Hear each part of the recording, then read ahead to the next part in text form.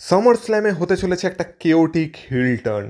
তো এই হেডলাইনটা শুনেই একটা ভয়ঙ্কর কিছু ঘটবে বলে মনে হচ্ছে সামার স্ল্যামে, কিন্তু অ্যাকচুয়ালি সেটা কি হতে পারে সেটা নিয়ে কথা বলবো এই ভিডিওতে। তার সাথে পুরো রেসলিং ইন্ডাস্ট্রির সাথে জড়িত কিছু খবর নিয়েও কথা হবে ভিডিওতে, তাই ভিডিওটা পুরোটা দেখো, স্কিপ করো না, কারণ তোমরা দেখছো Wrestle Entertainer. So let's start the entertainment.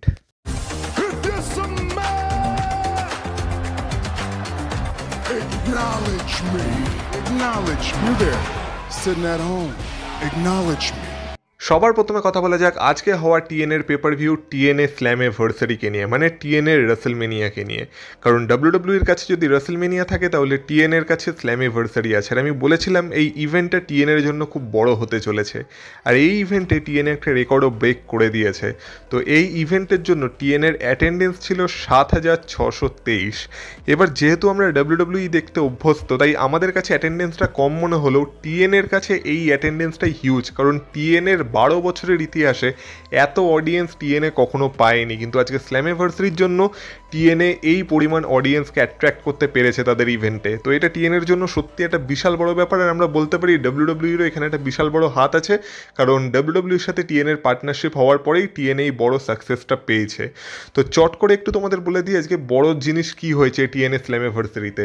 তো সবার প্রথমে আমরা জিলা ফাটুর একটা অ্যাপিয়ারেন্স দেখতে পাই, যেখানে জিলা ফাটু এনজো আমরের সাথে এসেছিল। এবার এনজো আমরেকে তো আশা করি তোমরা চেনো, আমরা ডাব্লিউডাব্লিউতেও তাকে দেখেছিলাম। আর জিলা ফাটুকে সে আজকে খুব ভালোভাবে ইন্ট্রোডিউস করে। তো জিলা ফাটুর একটা অ্যাপিয়ারেন্স আমরা টিএনএতে দেখতে পেয়ে যাই। এবার অপেক্ষা করতে হবে যে কবে জিলা ফাটুকে ব্লাড লাইনের স্টোরিতেও ইউজ করা হয় আর কবে আমরা তার ডাব্লিউডাব্লিউ ডেবিউ দেখতে পাই। তাছাড়া আজকে টিএনএতে brand new tag team champions হয়ে গেছে আমাদের হার্ডি বয়েজ, মানে জেফ হার্ডি আর ম্যাট হার্ডি।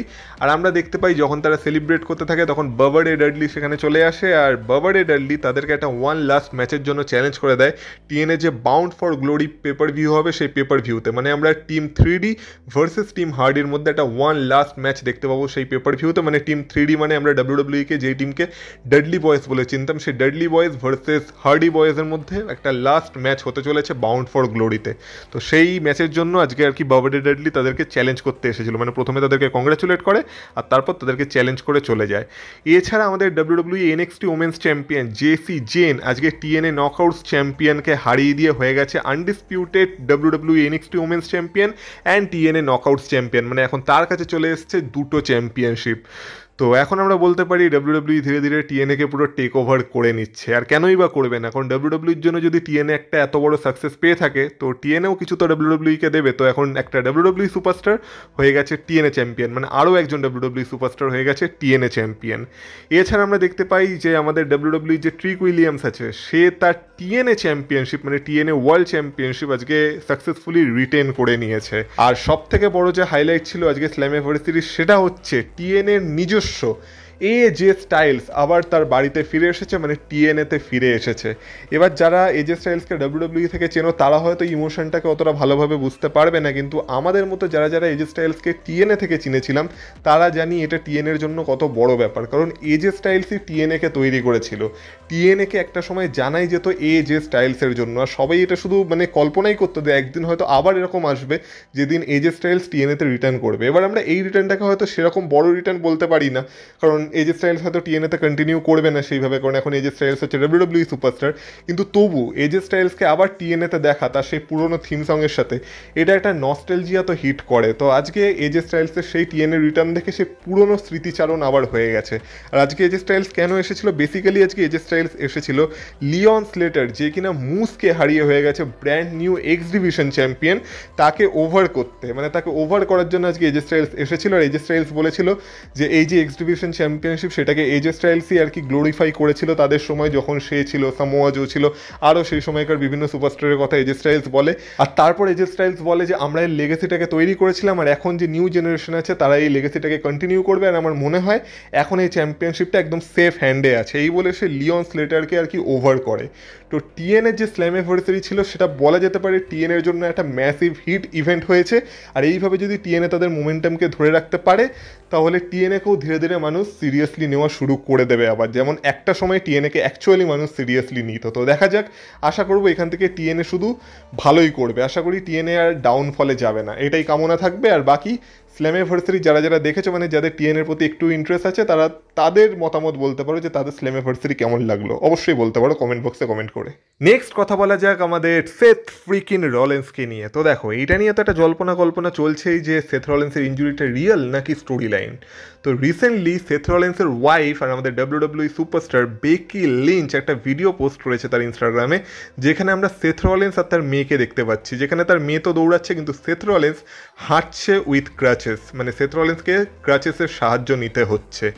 এবার বেকি লিঞ্চ এই ভিডিওটা পোস্ট করার পর একদল মানুষের যেমন খারাপ লাগছে সেথ রলেন্সকে এই অবস্থায় দেখে, তেমন আর দল মানুষ বলছে যে এরকম ভিডিও কেন বেকি লিঞ্চ হঠাৎ পোস্ট করতে গেল। কারণ আমরা দেখেছি ডাব্লিউডাব্লিউতে যখন কোনো ইনজুরি সিরিয়াস হয়ে যায় তখন সেই ইনজুরিটাকে এতটা গ্লোরিফাই করে কেউ দেখায় না। মানে হ্যাঁ, আমরা জানি যে সে ইনজিওর্ড হয়েছে, তার রিহ্যাব চলছে, কিন্তু এতটা গ্লোরিফাই করে বা এতটা মিডিয়ার সামনে সেটাকে আনা হয় না। কিন্তু যখন সেথ রলেন্সের ইনজুরিটাকে এতটা প্রকাশ্যে আনা হচ্ছে তখন সবার মনে একটু সন্দেহ হচ্ছে যে অ্যাকচুয়ালি কি ইনজুরিটা এতটাই সিরিয়াস যতটা দেখানো হচ্ছে, নাকি পুরোটাই একটা ওয়ার্ক।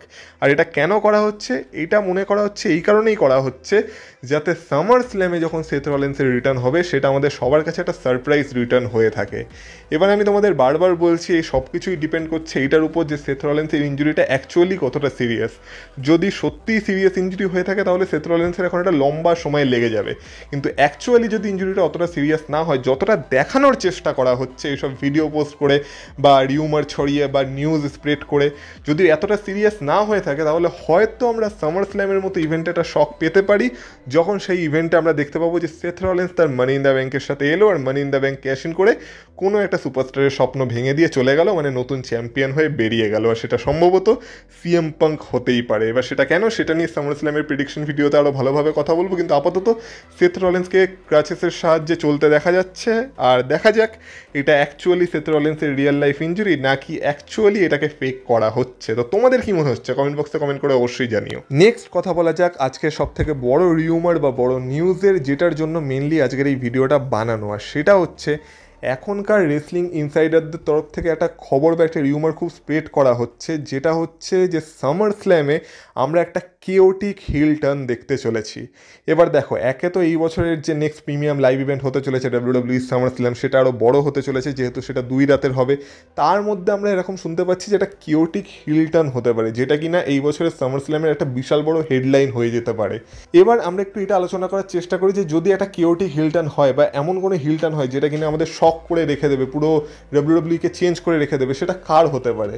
এখন দেখো, সেটা এক হতে পারে র্যান্ডি অর্টনের, কারণ র্যান্ডি অর্টনই একমাত্র সেই লেভেলের সুপারস্টার যে কিনা এখন একটা কেওটিক হিল টার্ন করতে পারে, আর সেটা রিউমারও অনেকদিন ধরে চলছে। কিন্তু এবার ব্যাপার হলো র্যান্ডি অর্টনের ম্যাচটাও তো দেখো, Randy Orton Jelly Roll versus Logan Paul আর ড্রু ম্যাকেন্টায়ার। এই ম্যাচে র্যান্ডি অর্টন হিল টার্ন করে কী এমন করে নেবে, যদি করেও ফেলে তো সেটা কী এমন বড় ব্যাপার হবে? হ্যাঁ, একটা জিনিস হতে পারে যে র্যান্ডি অর্টন হয়তো এই ম্যাচে হিল টার্ন করলো না, কিন্তু পরে অন্য কোনো ম্যাচে গিয়ে তার হিল টার্ন করলো, সম্ভবত কোডি রোডস ভার্সেস জন সিনার ম্যাচে গিয়ে তার হিল টার্ন করলো, সেটা একটা বড় জিনিস হতে পারে। কিন্তু আমার মনে হয় না যে এই মুহূর্তে ডাব্লিউডাব্লিউ সেই প্ল্যান্সের সাথে যাবে বলে। আর বাকি এমন কোনো সুপারস্টার নেই যে কিনা এখন হিল টার্ন করলে মানে হ্যাবক বড় কিছু হয়ে যাবে, এক্সেপ্ট একজন, যে হলো আমাদের কোডি রোডস। এবার তোমরা জানো আমি কোডি রোডসকে পৃথিবীর সব থেকে ভালো মানুষ বলি, কারণ তার ক্যারেক্টারটাই এখন ডাব্লিউডাব্লিউতে সেরকম চলছে। কিন্তু অ্যাকচুয়ালি আমরা এখনও রিয়েল কোডি রোডসকে দেখতেই পাইনি ডাব্লিউডাব্লিউতে। কারণ কোডি রোডসের আসল ভার্সন তখনই বেরোবে যখন কোডি রোডসের হিল টার্ন হবে। মানে তোমরা মানো বা নাই মানো, ডাব্লিউডাব্লিউতে কিছু এমন সুপারস্টার আছে যারা কিনা ফেসের থেকে হিল হলে তাদের ক্যারেক্টার আরও বেশি ভালো করে ফুটে ওঠে। যেমন তোমরা মিসকে ধরে নিতে পারো, আমাদের রোমান রিংসকে ধরে নিতে পারো, যে রোমান রিংসের হিল টার্নের পর রোমান রিংসের ক্যারেক্টার কোন লেভেলে চলে গেছে। বা তোমরা এখন র্যান্ডি অর্টনকে ধরে নিতে পারো, যে র্যান্ডি অর্টন এখন ফেস হিসেবে কেমন চলছে, আর যেই কারণে আমরা সবাই র্যান্ডি অর্টনের হিল টার্নের একটা আশা লাগিয়ে বসে আছি। ঠিক তেমনই কোডি রোডসকে তোমরা ফেস হিসেবে তো দেখেছো, কিন্তু আমি তোমাদের বলে রাখতে পারি যে কোডি রোডসের আসল রূপ বা আসল যে কোডি রোডস সেটা তখনই বেরিয়ে আসবে যখন তার হিল টার্ন হবে। এবার সেই কারণেই মনে করা হচ্ছে এরকম যে কোডি রোডস আর জন সিনার যে ম্যাচটা হতে চলেছে সেই ম্যাচে কোডি রোডসের হিল টার্ন হতে পারে। এবার এই উইকের স্ম্যাকডাউন থেকে না অনেক টিজ ডাব্লিউডাব্লিউ দিয়েছিল, যেটা নিয়ে তোমরা অনেকে কমেন্ট বক্সে কমেন্ট করে বলছিলে যে আমি কেন বললাম না, যেখানে কিনা রকের কিছু টিজ দিচ্ছিল কোডি রোডস। যেমন কোডি রোডস একটা চশমা পরে ঘুরছিল ব্যাক স্টেজে, যেমনটা রক ঘোরে। এছাড়া কোডি রোডসের হাতে যে ঘড়িটা ছিল সেই ঘড়িটার ফটো রক তখন পোস্ট করেছিল, মানে সেই এলিমিনেশন চেম্বারের সময় যখন কিনা রক কোডি রোডসের সোলকে চাইছিল। তো সেই ঘড়ি পরে কোডি রোডসকে দেখা যাচ্ছে। তো এইভাবে অনেকে বলছে যে এইভাবে নাকি ডাব্লিউডাব্লিউ আমাদের টিজ করছে যে অ্যাকচুয়ালি এখন কোডি রোডস তার সোলকে রকের কাছে বিক্রি করে দিয়েছে, আর কোডি রোডস এখন রকের কাছে বিক্রি হয়ে গেছে, আর সেটা আমরা সামার স্ল্যামে গিয়ে দেখতে পাবো। তো হ্যাঁ, এটা একটা টিজ হতেই পারে, কিন্তু আমার সেই টিজের থেকে বড় মনে হচ্ছে এটাই যে অ্যাকচুয়ালি এই মুহূর্তে কোডি রোডসের একটা ক্যারেক্টার চেঞ্জ দরকার। আর এখন কোডি রোডসের যে বেবি ফেস ক্যারেক্টারটা চলছে সেটা দিনে দিনে ধীরে ধীরে বোরিং হয়ে যাচ্ছে। এরকমই যদি চলতে থাকে অ্যাকচুয়ালি সবাই কোডি রোডসের উপর থেকে ইন্টারেস্ট হারিয়ে ফেলবে। তো সেই কারণে এখন কোডি রোডসের ক্যারেক্টারে একটা ম্যাসিভ চেঞ্জ দরকার। আর আমি তোমাদের বলছি, যদি কোডি রোডসের হিল টার্ন হয় তাহলে কোডি রোডসের পুরো গল্পই বদলে যাবে। যারা যারা এখন এই মুহূর্তে কোডি রোডসকে পছন্দ করে না, তারাও ধীরে ধীরে কোডি রোডসকে পছন্দ করতে শুরু করে দেবে। এবার কোডি রোডসের হিল টার্ন যদি সামার স্ল্যামে হয়, সেটা কার এগেনস্টে হতে পারে? অফকোর্স জন সিনা, কারণ তার সাথেই তার ম্যাচ আছে। আর সেই কারণেই অনেকে মনে করছে যে সামার স্ল্যামে জন সিনা তার আনডিসপিউটেড ডাব্লিউডাব্লিউ চ্যাম্পিয়নশিপ হারতে চলেছে, আর কোডি রোডস হতে চলেছে নতুন চ্যাম্পিয়ন। কিন্তু এটাও দেখতে হবে, যদি জন সিনার এগেনস্টেই কোডি রোডসের আবার হিল টার্ন হয়, তাহলে অটোমেটিকলি জন সিনার ফেস টার্ন হয়ে যাবে। মানে এইটাকে একটা ডাবল টার্ন বলা যেতে পারে অ্যাট সামার স্ল্যাম। মানে একই ম্যাচে যেখানে কিনা কোডি রোডস তার হিল টার্ন করবে, সেম ম্যাচে জন সিনা তার ফেস টার্নও করবে। আর আমরা এই উইকে স্ম্যাকডাউনে যে কন্ট্রাক্ট সাইনিংটা হয়েছিল, সেখানে আমরা দেখেছিলাম যে জন সিনা এতদিন যেমন পুরোই অডিয়েন্সের এগেনস্টে ছিল, সেখানে ধীরে ধীরে জন সিনা আবার তার বেবি ফেস ক্যারেক্টারে ফিরে আসার চেষ্টা করছে। কিন্তু কোডি রোডসের মুখে চোখে একটা ইভিল ভাব আমরা লক্ষ্য করেছিলাম। তো সেই কারণে এসব রিউমার আর কি ছড়াচ্ছে। আর হয়তো গল্পটা এমনও হতে পারে যে জবের থেকে জন সিনা আর কি তার সোল রকের কাছে বিক্রি করেছিল, তারপর থেকে রক এখনও ডাব্লিউডাব্লিউতে কোনো অ্যাপিয়ারেন্স দেয়নি।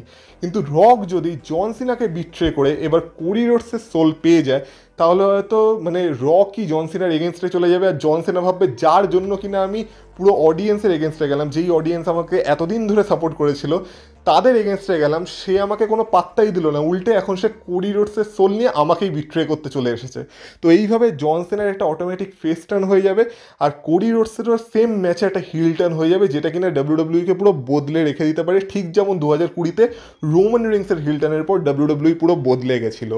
তো এই কারণে মনে করা হচ্ছে সামার স্ল্যামে এরকম একটা ডাবল টার্ন আমরা দেখতে পেতে পারি। এবার আরেকদিকে এটাও অতটাই ঠিক যে প্রত্যেকটা ইনসাইডার নিউজকে অতটা বিশ্বাস করতে নেই, কারণ মাঝে মাঝে সেটা ভুলও প্রমাণিত হয়। যেমন ঠিক এখন একটা নিউজ ভুল প্রমাণিত হয়ে গেছে। তো তোমাদের হয়তো মনে আছে, আমি তোমাদের বলেছিলাম যে যখন রোমান রিংস আর কি রিটার্ন করছিল না আর অনেকটা সময় লেগে যাচ্ছিল, তখন একটা খবর বেরিয়ে এসেছিলো যে রোমান রিংসের নাকি 6 নম্বর বাচ্চার জন্ম হয়েছে, আর রোমান রিংস আরও একবার বাবা হয়ে গেছে। কিন্তু রোমান রিংস এই যে রয়ের রিটার্ন হয়েছে, তো রোমান রিংস একটা টিকটকে ভিডিও পোস্ট করে রয়ের ব্যাকস্টেজ থেকে, যেখানে রোমান রিংস বলছে এই খবরটা সম্পূর্ণ ভুল ছিল। মানে এই যে কিছু ইনসাইডার সোর্স এই খবরটাকে ছড়িয়েছিল যে রোমান রিংসের নাকি 6 নম্বর বেবি হয়েছে, এরকম কিছুই হয়নি। রোমান রিংস বলেছে আমার 5টা বেবি আছে আর আমি ডান, আমি আমার জব করে ফেলেছি, আমি জেকব ফাটুর সাথে সমান হতে চাই না। তো এইসব ভুয়ো নিউজ, এইগুলোতে কান দেওয়ার কোনো দরকার নেই। তো রোমান রিংসের যে 6 নম্বর বেবির কথা হচ্ছিল সেটা পুরোপুরি ভুল নিউজ, এটা তোমাদের জেনে রাখা দরকার। আর আমরা সবাই এই ব্যাপারে ভুল প্রমাণিত হয়েছি, মানে যেসব ইনসাইডার সোর্সের তরফ থেকে খবরটা এসেছিল সেই খবরটাই ভুল ছিল।